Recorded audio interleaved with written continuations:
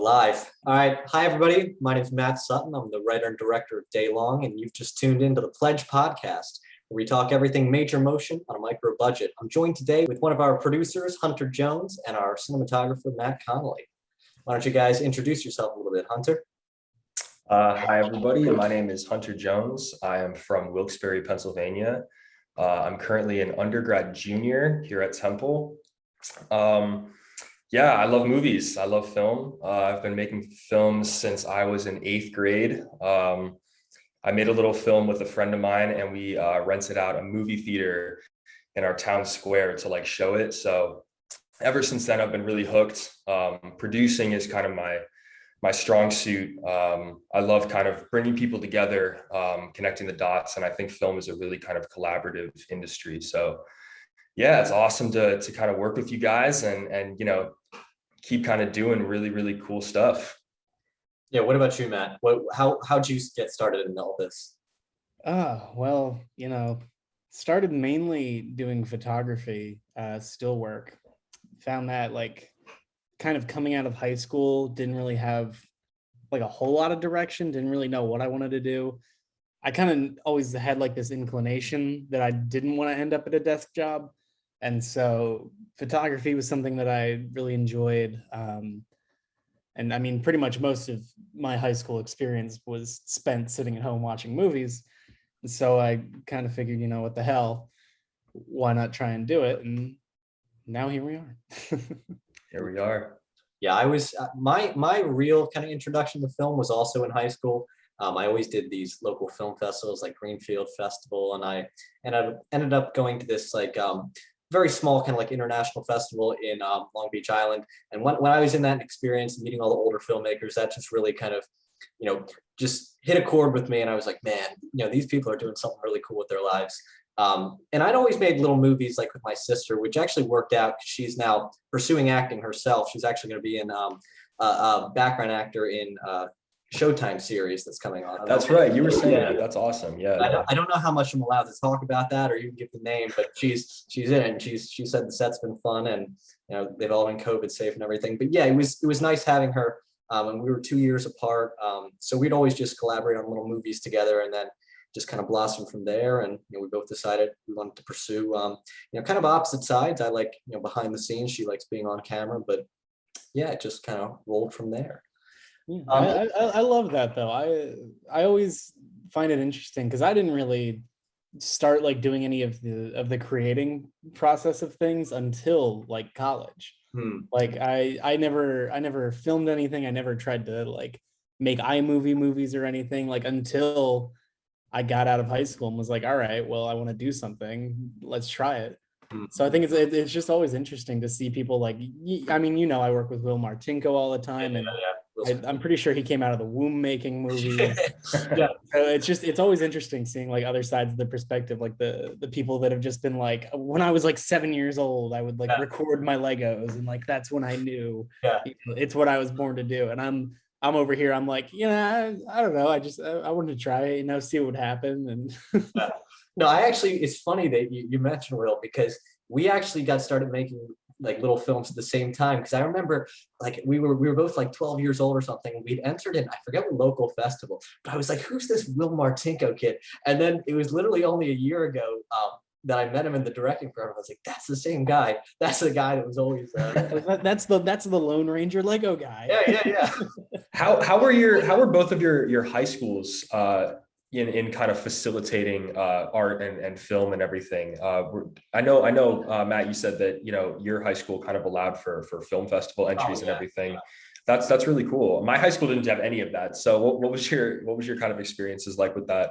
Yeah, my high school was set up perfectly for that. Like it was literally such a great program. I mean, they had all the cameras just sitting there, and they were so underutilized that if you were really into it, they would let you just stay as long as you want. Like I used to literally get kicked out by the janitors at like 9:30 p.m. and they'd be like, "Son, what are you still doing in here?" But the instructor, Dave Thomas, shout out to Dave Thomas, he was just great. He really facilitated young filmmakers, and he was like, do whatever you want to do, make as crazy a project as you want to do. And that was really a great thing to be introduced to at an early age.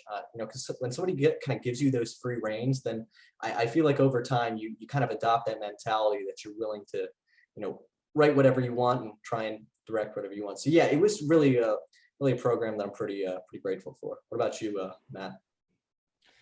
Well, very opposite end of the spectrum for me. I went to a private religious high school, and so the art scene wasn't exactly thriving there. It is where I ended up taking my very first photography class, and it's kind of where I, first started playing around with like image making and kind of going down that rabbit hole that eventually led me here. But like, it was so funny because even that's where I kind of like was basically just given the push to start doing it on my own, because like the class was just, it's like, all right, this week's assignment, go take a picture of a cross at sunset. And it was like just all the same kind of stuff that didn't really, it certainly wasn't trying to push any envelopes in any direction. So it's a bittersweet relationship, because it's like that's what led me to first do this thing that now I super care about, but at the same time, it was like an environment and a place that like, I feel like if they saw me now, they'd be like, what is this kid doing? Like, where did we go wrong? I don't think they'd be saying that, but it's funny that you mentioned that, because I always think like the best cinematographers that I've worked with have all started in just still photography. Like the guys that went right to video, like they're great too, but they tend to lean more into the broadcast side. And I think there's something about that just working with a still image and perfecting that one frame that really translates like really well. Like Adam, who I worked on with a project last year, I mean, exact same way. Like he went to, I'm pretty sure for college, he even studied photography, just still photography. I think that translates super well. So what about you, Matt? What kind of projects have you been working on recently in terms of kind of honing in your own aesthetic and really getting your hands on the gear? Yeah, I mean, really, I've gotten to the point where I'm trying to get better at it, but I really pretty much say yes to everything for the most part, just because I love doing it, and more you do it, the more you understand it, then hopefully the better you get at it. But recently, God, I've been all over the map, done a lot of stuff. I was, with, as previously mentioned, the wonderful Will Martinko. We're actually gearing up to shoot something in 2 weeks from now. It's going to be something. It's interesting. Original? What's that? Is it a Will Martinko original? Everything's a Will Martinko original, man. It's gonna be weird, and it's gonna be fun, and that's just what he does. We do a lot of horror, a lot of weird, creepy stuff, and like personally, that's not really like my thing. Like if someone like sat me down and was like, you get to make whatever kind of movie you want, like horror, creepy stuff is probably like further down on the list. But me and Will always have fun. He always throws me a curveball, because I know how I would shoot something, and Will would go, we're not gonna do it like that. And I'm like, all right, you're right. I gotta hop on your train. I gotta hop on your rails. I gotta think the way you think. I know what kind of movie you want to make, and we're gonna get it there. But yeah, I also just recently wrapped a documentary that I made. That was something interesting. Again, like kind of complete 180 from other stuff that I've been doing. But primarily, I mean, I don't really think of myself as someone who has like a specific aesthetic or a specific way that I like to make movies. Like I have, techniques, and like I know what kind of lighting I like, and I know what kind of camera movement I like, and all that kind of stuff. But for me, like I don't know. It's kind of like when I see people kind of like editing photos with like a preset, when they just have like the pre-made edit, and they just slap it on an image and call it a day. Like I kind of hate that. Like when I I still do photography and stuff, and even when I edit photos, when I plan to shoot movies, like I don't like to continually do it the same way. Like each story, each film that I shoot, each photo that I take is its own story, and like each one of them deserves, their own kind of style, their own kind of thought about it. So like, yeah, like maybe I'm partial to like steady cam moves and, natural lighting, but maybe a Will Martinko production isn't going to be that, it's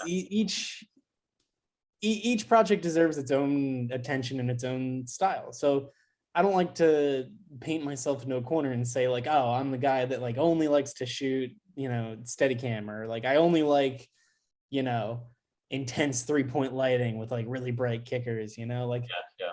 I don't know, everything's special. And whether it's, photography, film, whatever, like I want to make each thing that I make its own important thing.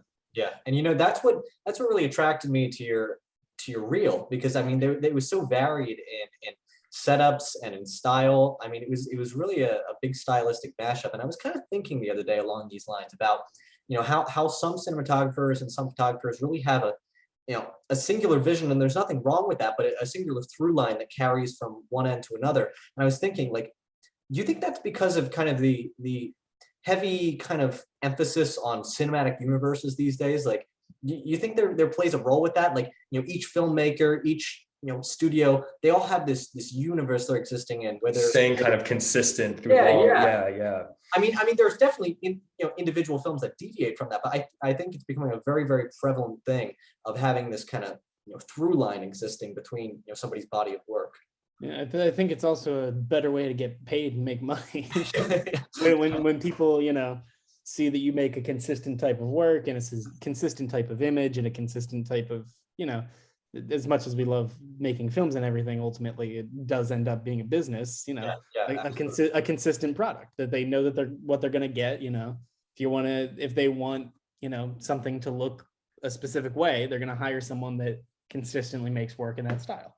Yeah, and I actually had the opportunity the other day to sit on a Zoom call with Peter Goldwyn, the president of Samuel Goldwyn Films, and he was talking about what he's looking for when they're acquiring films, because his main job is he's an acquisition. Like, his brother is the president of Paramount, or was the president of Paramount, now has just stepped down to a different role. But Peter was telling me, he was saying that sometimes they're doing it for a money grab, for bigger projects, and sometimes they're doing it just for the pure love of cinema. But at the end of the day, he's saying just what you were saying. It's all about dollars and cents. You can't run a company, especially a company that doesn't have angel investors, without that in mind. But it was pretty cool to see the other side of the perspective. Like, what are these executives and bigwigs looking for in these little projects that we're trying to put out into the world. So it's just an interesting conversation, man. Listen, man, I would make anything for as long as it takes, for however I can do it, as long as there's food in my stomach, man. And I'm sure, ask me 10 years down the line and I'm sure I'll have a different attitude. I hope not, but probably. But right now I'm doing it because I love it. Mm-hmm. Definitely. So Hunter, what about you? What have you been working on recently? It's been busy, man. Yeah, it's been really, really busy. We're still in the middle of production on George Hawk's junior thesis, Private Message. I am production design on that film. Great film, great script. Really looking forward to the release of that. We just wrapped principal photography on Zach Ranier's junior thesis, Accept It. Really, really great script. We had a phenomenal shoot. Everything went really smoothly. No issues with equipment, which was definitely a gift from the heavens there. I have never experienced that before, so that was great. Yeah, and then we're smoothly kind of transitioning right into Daylong, and yeah, I can't wait, man. We have a really, really, again, really, really fantastic screenplay on our hands here, and I think it's going to be a lot of fun, kind of applying some of the kind of things that I'm learning from production design and producing on different projects to this, as this is definitely the biggest production that I've worked on. Yeah. So, yeah, I'm really excited for it. I know I mentioned it earlier, but I had the privilege of attending the Wynn Thomas lecture a few weeks ago. He's the first Black production designer. And he said something that really struck me, kind of, going off of Matt's point of really trying to not have this kind of concrete aesthetic to your name. And he said, really try to stay malleable, as you go from kind of production to production, and let the kind of, let the production kind of influence, the work that comes out of you. And I really liked that. I thought that was really kind of interesting. You're normally going to be on, multiple kind of productions and sets at the same time. And I think it's really cool to be able to, have this kind of switch that you could go from one to the next and still kind of retain, the aesthetics that are required for those. So yeah, I thought that was really interesting. And that's definitely something that, I am trying to do similarly to you, Matt, is really try not to stay kind of locked in a box of a certain kind of way of doing things or way of shooting or even a way of producing, really just trying to maintain that kind of collaborative effort and let the project kind of flow however it needs to. So yeah, I think we're definitely going to kind of get that with the crew that we have going into Daylong. I'm really looking forward to it. Yeah, me too.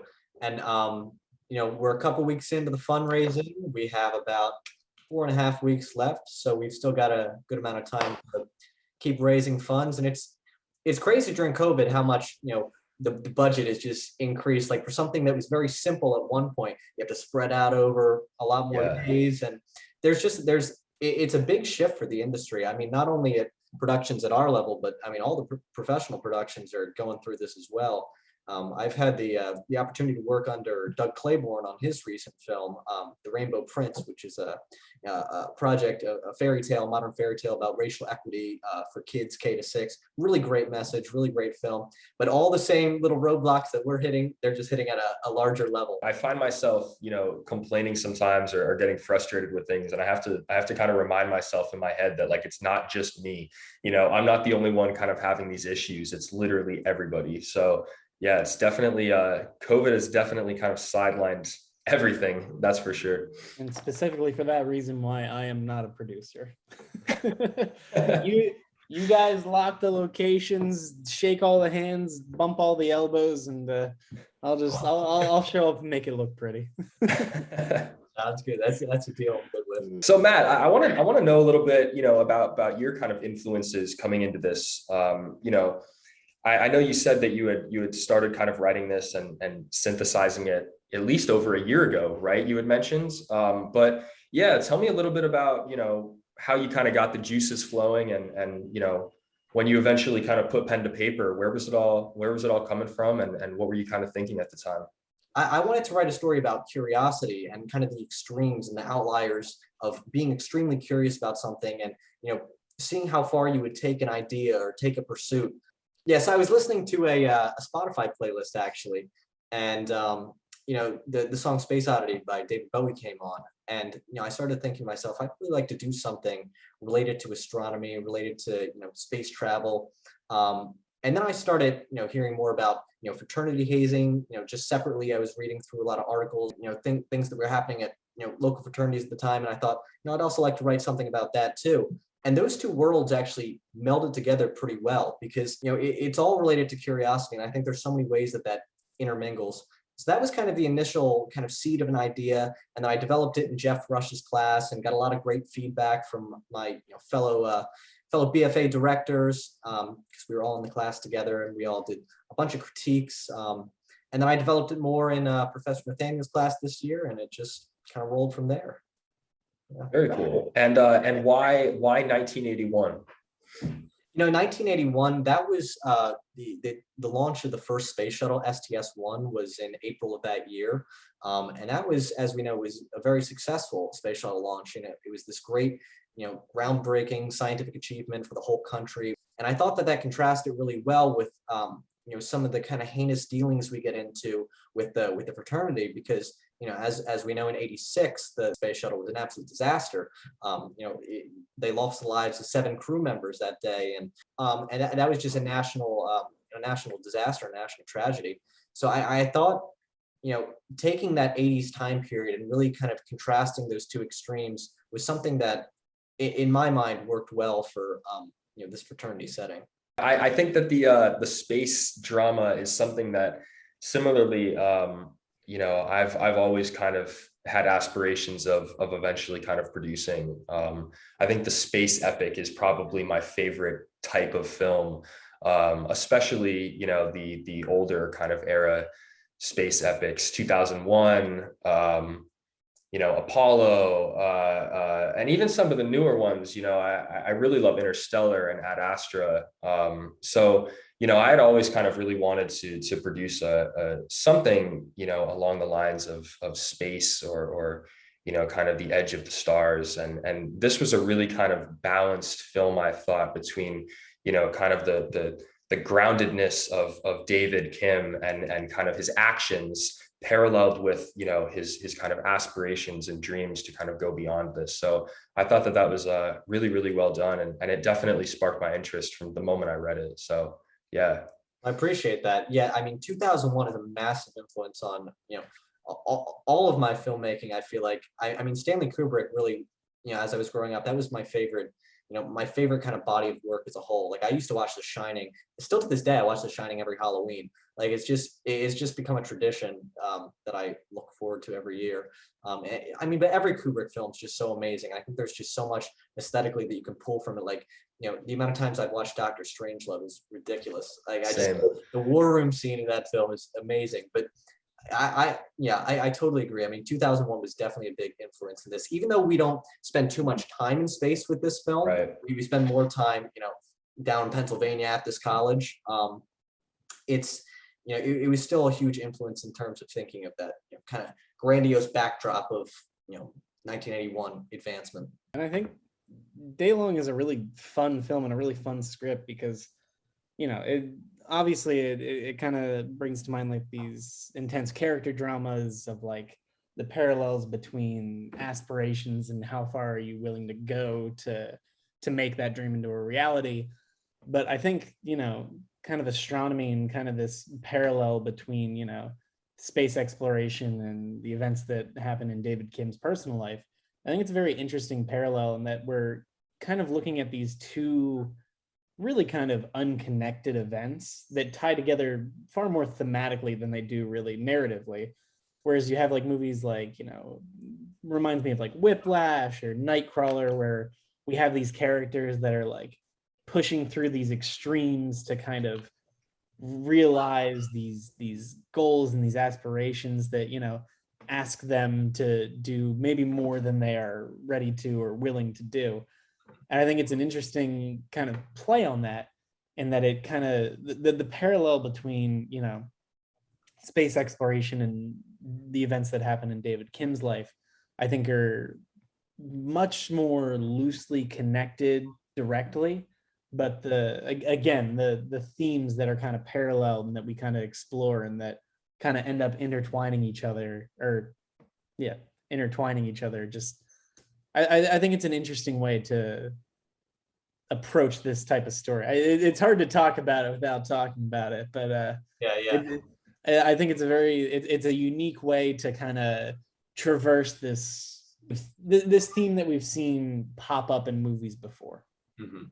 Yeah, and when I was writing this, I mean, another thing that really kind of influenced me at the time, I was really getting interested in watching lectures about psychology, and I was watching a lot of kind of lectures about Jungian psychology. And one of the big topics throughout, whoever was doing the presentation, there was always this concept of the shadow. I could talk for hours about this. Jungian shadow of anybody who has the capacity for great good has the capacity for great evil, and that's really something that I think a lot of the main characters in this story, protagonist and antagonist, there's that overlap there. There's kind of that fluctuation from the yin and the yang. I gotta read more psychology, huh? What are you, just making movies? I mean, I try.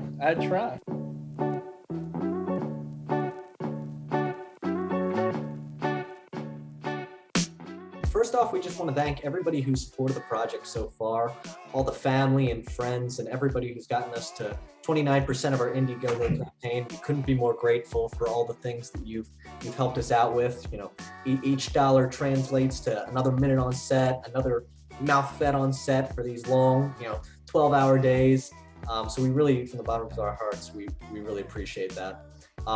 We'd also love it if you guys have anyone in your network that you think be interested in this project, whether it be from an angle of space travel, or if they're a big 1980s buff, or maybe they were in a fraternity themselves. Because like I said before, this isn't a vilification of fraternity life. It's talking about a story of young men that get into a situation and push it a little too far. So if you have anyone in your networks that you think would be interested in film, make sure to pass it along to them, and share our Indiegogo page and our Instagram if they just want to check it out. And we'd be happy to have them. If you can't donate, sharing it is the next best thing.